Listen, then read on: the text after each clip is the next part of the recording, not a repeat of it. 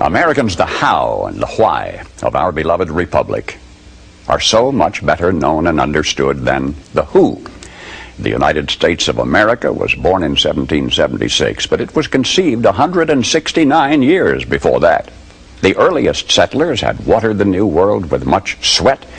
They had built substantial holdings for themselves, for their families.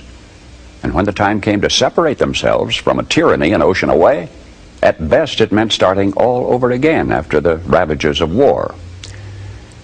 Researching what you're about to hear gave a whole new dimension to my reverence for our nation's first citizens. All others of the world's revolutions, before and since, were initiated by men who had nothing to lose. Nothing to lose. Our founders had everything to lose and nothing to gain, except one thing.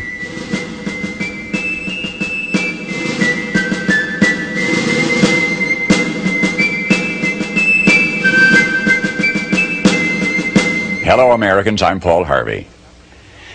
You remember the cherry tree fiction a long time after you have forgotten the more earth-shaking history-making episodes in the life of George Washington.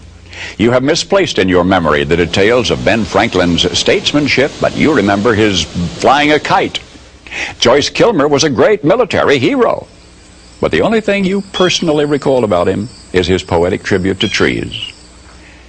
Maybe of this current decade, that which will be remembered best will not be its wars and its moon rockets or its crumbling frontiers or the giants who lived and died. Maybe all that'll survive to linger in the day-by-day vocabulary of generations yet unborn may be the songs of a Memphis minstrel or the reincarnation of electric automobiles. But for any eve of the 4th of July, I, Paul Harvey, do herewith bequeath unto you something to remember. You may not be able to quote one line from the Declaration of Independence at this moment. Henceforth, you'll always be able to quote at least one line. It's in the last paragraph where you will recall when I remind you. It says, "We mutually pledge to each other our lives, our fortunes, and our sacred honor." In the Pennsylvania State House that's now called Independence Hall in Philadelphia, the best men from each of the colonies sat down together. This was a very fortunate hour in our nation's history, one of those rare occasions in the lives of men when we had greatness to spare. These were men of means, well-educated. 24 were lawyers and jurists. 9 were farmers, owners of large plantations. On June 11, a committee sat down to draw up a Declaration of Independence. We were going to tell the British fatherland no more rule by redcoats. Below the dam of ruthless foreign rule, the stream of freedom was running shallow and muddy, and we were going to light a fuse to dynamite that dam. This pact, as Burke later put it, was a partnership between the living and the dead and the yet unborn. There was no bigotry, there was no demagoguery in this group. All had shared hardships. Jefferson finished a draft of the document in 17 days. Congress adopted it in July, and so much is familiar history. But now, King George III had denounced all rebels in America as traitors. Punishment for treason was hanging. The names now so familiar to you from the several signatures on that Declaration of Independence, the names were kept secret for 6 months, for each knew the full meaning of that magnificent last paragraph in which his signature pledged his life, his fortune, and his sacred honor. 56 men placed their names beneath that pledge.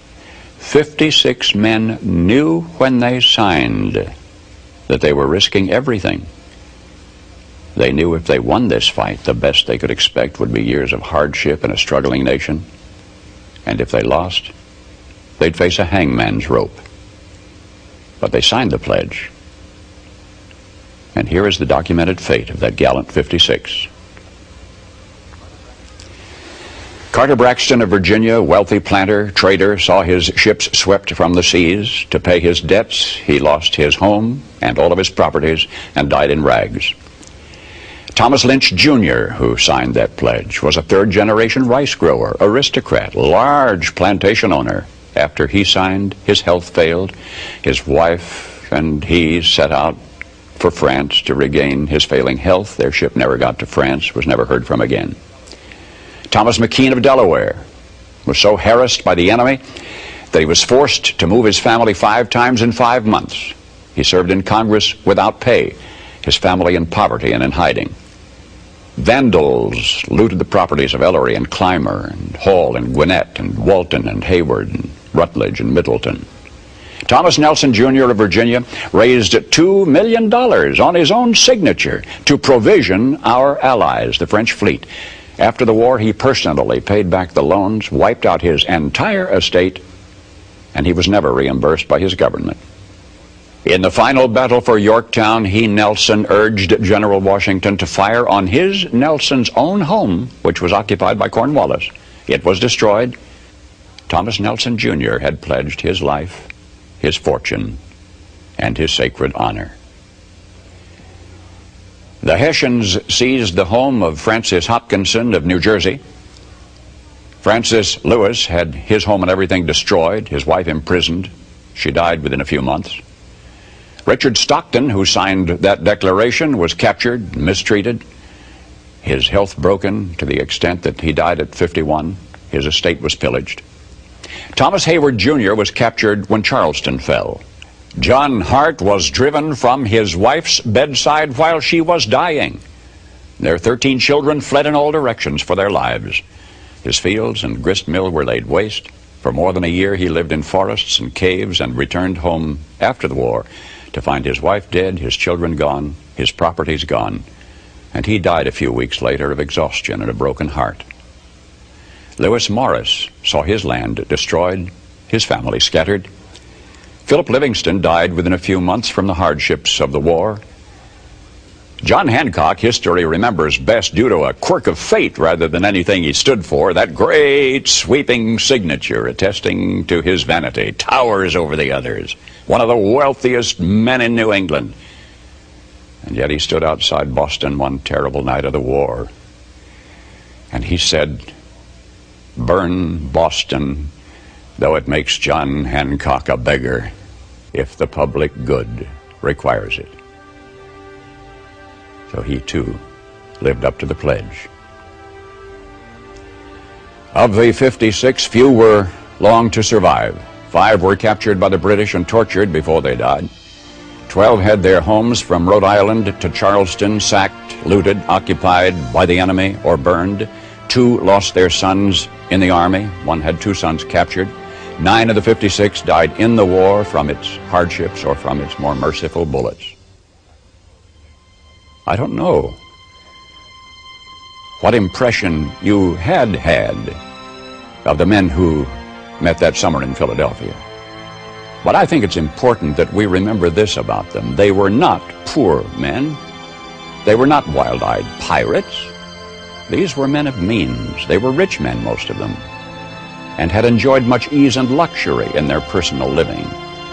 Not hungry men, certainly not terrorists, not irresponsible malcontents, not fanatical incendiaries. These men were prosperous men, wealthy landowners. They were substantially secure in their prosperity. They had everything to lose. But they considered liberty, and this is as much as I shall say of it. They had learned that liberty is so much more important than security, that they pledged their lives, their fortunes, and their sacred honor. And they fulfilled their pledge. They paid the price, and freedom was born.